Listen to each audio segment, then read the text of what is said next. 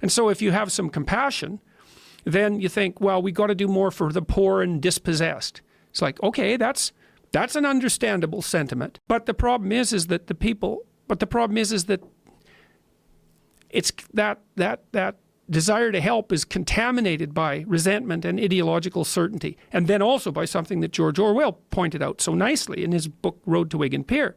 It's like the typical middle-class socialist, this was his diagnosis, and he was a socialist, by the way. His diagnosis was the typical middle-class intellectual socialist doesn't like the poor. In fact, they don't want to have anything to do with the poor. They're contemptuous of the poor, but they hate the rich.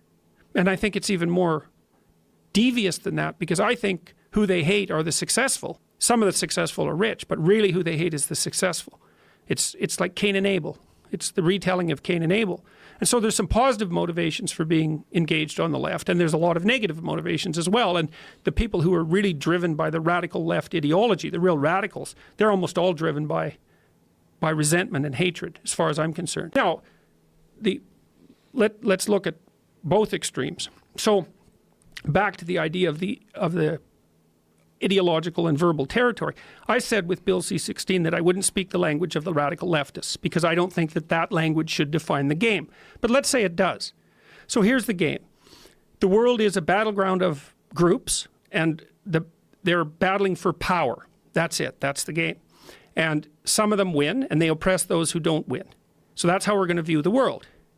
Okay, now the leftists say, okay, well, here's the oppressed people. The oppressors, the patriarchal types, they should be ashamed of themselves and give up some power. And the right-wingers, the radical right-wingers look at that and they say, oh, I see, so the game is ethnic identity, is it? It's identity politics. Okay, we're white males. We're not going to lose. That's the right-wing version of identity politics. It's like, screw you. If we're going to divide into groups, if we're going to divide into tribes, and I'm in my tribe, I'm not going to get all guilty and lose. I'm going to get all cruel and win. And that's like, then you think, well, there's people in the middle. They're kind of looking back and forth. Which side of the identity politics spectrum am I going to fall in? Do I want to go with, do I want